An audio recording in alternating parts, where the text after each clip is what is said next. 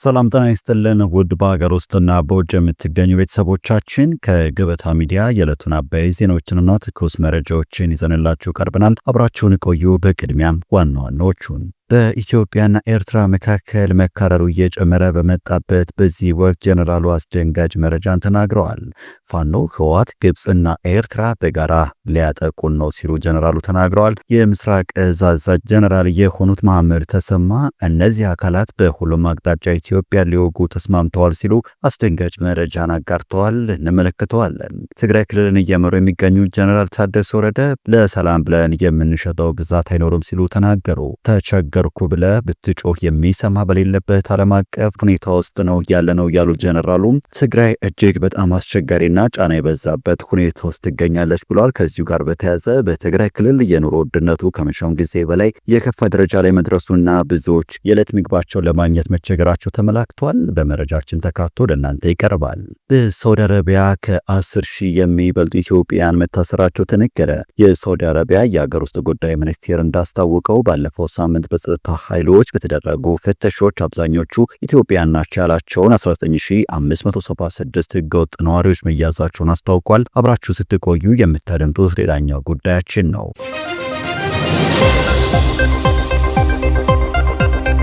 ቻናሉን ሰብስክራይብ፣ ቪዲዮን ላይክ በማድረግ እስከ ፍጻሜው አብራችሁን እንድትቆዩ በአክብሮት እንጠይቃለን። ወደ ቀዳሚው ጉዳያችን እናመራለን።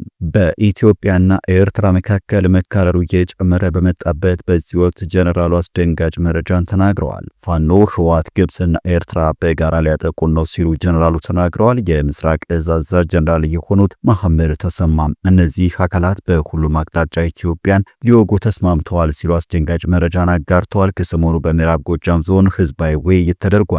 በዚህ ስብሰባ ላይ የምስራቅ እዝ አዛዥ ጀነራል መሐመድ ተሰማ የተገኙ ሲሆን አስገራሚ ንግግርም አድርገዋል። ጀነራሉ በሁሉም አቅጣጫ ኢትዮጵያ ሊወጉ ተስማምተዋል ነው ያሉት። ከዚህ ቀደም ኢትዮጵያ ከውጭ ኃይሎች የገጠማትን ወረራ እንዴት እንደቀለበሰችና የኢትዮጵያ ታሪካዊ ጠላቶች ከኢትዮጵያ ምን እንደሚፈልጉ በሰፊው ያብራሩት ጀነራሉ በፋሺስት ወራሪ ጊዜ በውስጥ ያሉ የኢትዮጵያ ፖለቲካ ኃይሎች የገጠማቸውን የውጭ ኃይል በጋራ ሆነው መክተዋል። የአሁኖቹ ተቃዋሚዎች ግን ባንዳ ሆነዋል፣ ሰፊ ድጋፍም አግኝተዋል ሲሉ ታጣቂዎች ያላቸውን ድጋፍ ጥቂት የማይባል እንደሆነ ጠቅሰዋል። የፋኖ ታጣቂዎችን ጸረ አማራና ጸረ ኢትዮጵያ ናቸው ሲሉ የሚጠቅሱት ጀነራሉ የአገርን ሉዓላዊነት ለባዕዳን አሳልፈው የሚሰጡ ናቸው በማለት ከባድ ውንጀላም አቅርበዋል። እንዲህ ሲሉም ይቀጥላሉ። እነዚህ ታጣቂዎች ከግብፅ ከኤርትራና ከህወሓት ጋር ተወያይተው የጋራ ሰነድ አዘጋጅተዋል። በሰነዱም ኢትዮጵያ በሁሉም አቅጣጫ እንውጋት ነው እያሉ የሚገኙት ብለዋል። መሬት ላይ ያለው እውነታ ግን እነዚህ ኃይሎች በዋሉበት እንኳን እያደሩ አይደለም። ከዛሬ 2 ዓመት በፊት ግን ዞኖችንና ወረዳዎችን መቆጣጠር ችሎ ነበር በማለት ፋኖ ከግብፅ እና ኤርትራ ጋር የጋራ መግባባት መድረሱንም ተናግረዋል። ወደ ቀጣይ መረጃችን ስናልፍ ትግራይ ክልሉን እየመሩ የሚገኙ ጀነራል ታደሰ ወረደ ለሰላም ብለን የምንሸጠው ግዛት አይኖረንም ሲሉ ተናገሩ። ተቸገርኩ ብለህ ብትጮህ የሚሰማ በሌለበት ዓለም አቀፍ ሁኔታ ውስጥ ነው ያለነው ያሉት ታደሰም ትግራይ እጅግ በጣም አስቸጋሪና ጫና በበዛበት ሁኔታ ውስጥ ትገኛለችም ብለዋል። የትግራይ ጊዜያዊ አስተዳደር ፕሬዝዳንት ሌተናል ጀነራል ታደሰ ወረደ የትግራይን ህልውናና ደህንነት ለማረጋገጥ በሚል መሪ ሐሳብ ለ3 ቀናት ሲካሄድ በቆየው የትግራይ ጊዜያዊ አስተዳደር የአመራር አቅጣጫ እቅዶችና አፈጻጸም ላይ ከክልል ከዞንና ከወረዳ ከፍተኛ አመራሮች ጋር ስብሰባ አድርገዋል። ክልሉ በአስቸጋሪ ሁኔታ ውስጥ እያለፈ እንደሚገኝ የተናገሩት ታደሰ ገጥመውናል ያሏቸውን ፈተናዎች በትጋት መወጣት አለብን ማለታቸውን ትግራይ ቴሌቪዥን ዘግቧል። በትግራይ ክልል ያሉ አደጋዎች በተለያዩ መንገዶች እንዲጨምሩና እንዲወሳሰቡ የሚያደርጉ እንቅስቃሴዎች እንዳሉ የጠቆሙ ሲሆን የአደጋው መጠን ከፍተኛ ነው ሲሉም ተደምጠዋል። ጀነራል ታደሰ ውስጣዊም ሆነ ውጫዊ አደጋ ጊዜ ወደ ጊዜ እየጨመረ ሄዷል ያሉ ሲሆን በመንግስታዊ አገልግሎት ላይ ያለው ጫናም መጨመሩ በፍትህና ዳኝነት ላይ ያለው ውስብስብ ችግር ያለን ደካማ ኢኮኖሚ ስርዓት የሚመስል የሙስና ችግር ተጠናክሮ የሚቀጥለው እገዳና በውስጣችን ሆነው ክፍፍል የሚፈጥሩ አካላት በመጨመራቸው የተጋላጭነታችን መጠን በእጥፍ እንዲጨምር አድርጎታል ሲሉም ተናግረዋል።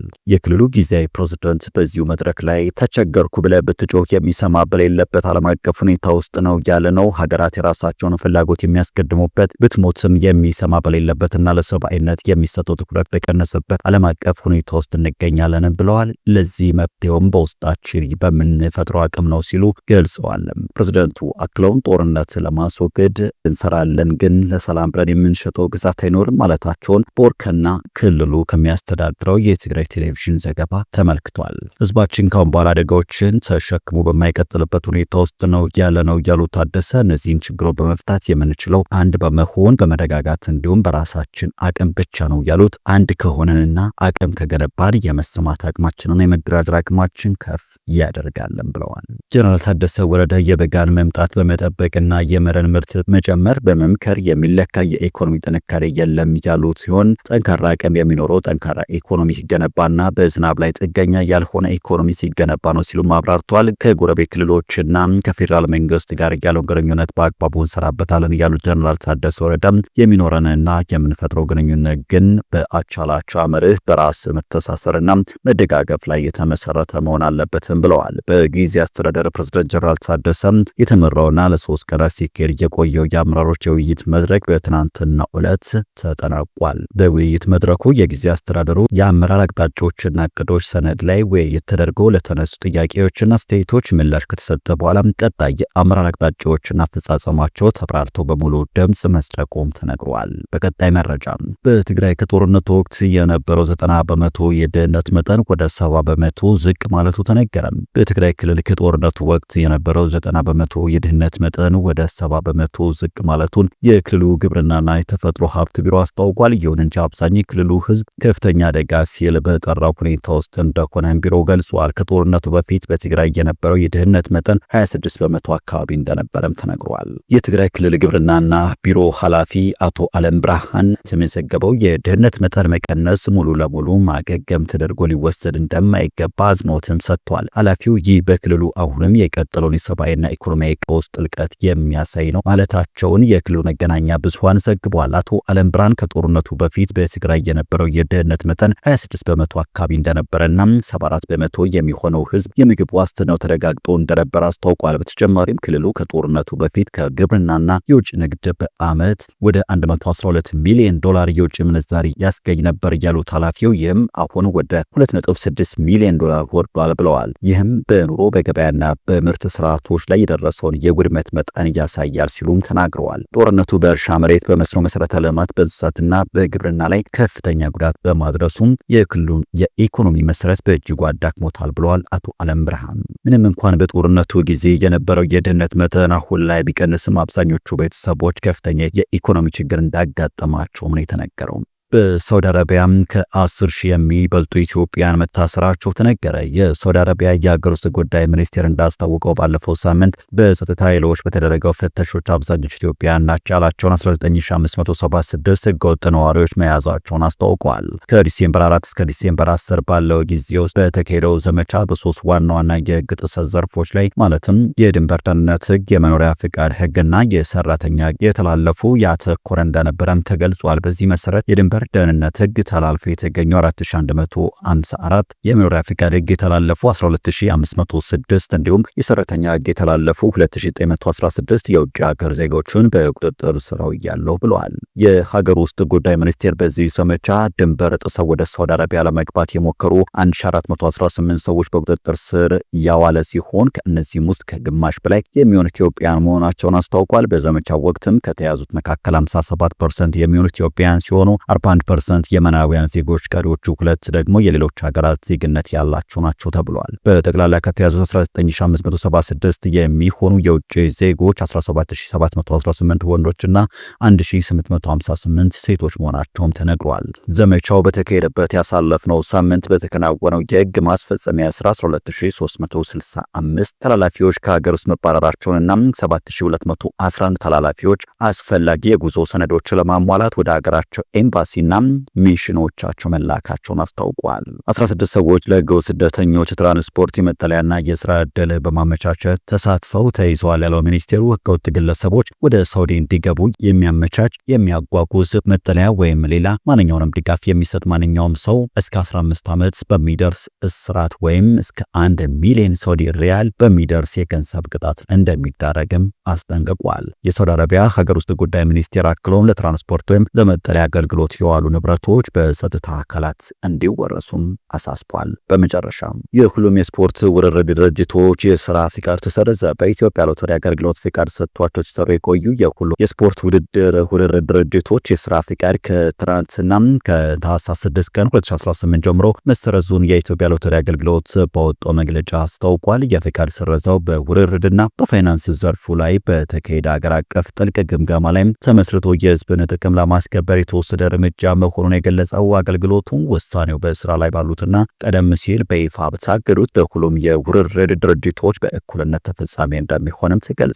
አገልግሎቱ በመግለጫው ሂደት ላይ ያለው ምርመራ በዘርፉ ውስጥ የተንሰራፋ ህገወጥ አሰራር፣ የፍቃድ ውል ጥሰትና ለብሔራዊ ደህንነት ስጋት የሚሆኑ ህገወጥ የገንዘብ ዝውውሮች እንዳሉ በግልጽ አመላክቷል ብሏል። በዚህም የስፖርት ውርርድ ድርጅቶችና ሲስተም አቅራቢዎችን ከትናንትና ዕለት ጀምሮ በአካል በዲጂታል ወይም በሌላ መንገድ የሚካሄድ ማንኛውንም የውርርድ ስራ ወዲያውኑ ማቋረጥ እንደሚጠበቅባቸውም አስጠንቅቋል። እንዲሁም ሁሉም የገንዘብ ማስገቢያ መንገዶች አገልግሎት መስጠት ማቆም እንዳለባቸው ያሳስበው አገልግሎቱ አዲስ ውርርድ መቀበል ፍጹም የተከለከለ መሆኑ አጽንኦት ሰጥቷል። በተጨማሪም ሁሉም የሰርቨር መረጃዎችን፣ የፋይናንስ መዝገቦችና የተጠቃሚ መረጃዎችን በጥብቅ ጠብቀው የማቆየት ግዴታ አለባቸው ያለው መግለጫው ማስረጃን ማስፋት፣ መቀየር ወይም ማሸሽ በወንጀል ህጉ መሰረት እንደሚያስቀጣ አመላክቷል። አገልግሎቱ የሁሉም የውርርድ ድርጅቶች የስራ ፈቃድ መሰረዙን ተከትሎ በፋይናንስ ተቋማት በኩል የውርርድ ድርጅቶቹ የሽያጭ እንቅስቃሴ እንዲያከናውኑ ጥብቅ መመሪያ የሰጠ ሲሆን እንደ ተቆጣጣሪና አስፈጻሚ አካል በህግ በተሰጠው ስልጣን መሰረት ውሳኔውን ከሁሉም መንግስት ተቋማት ጋር በመተባበር በጥብቅ እንደሚከታተልም አስታውቋል።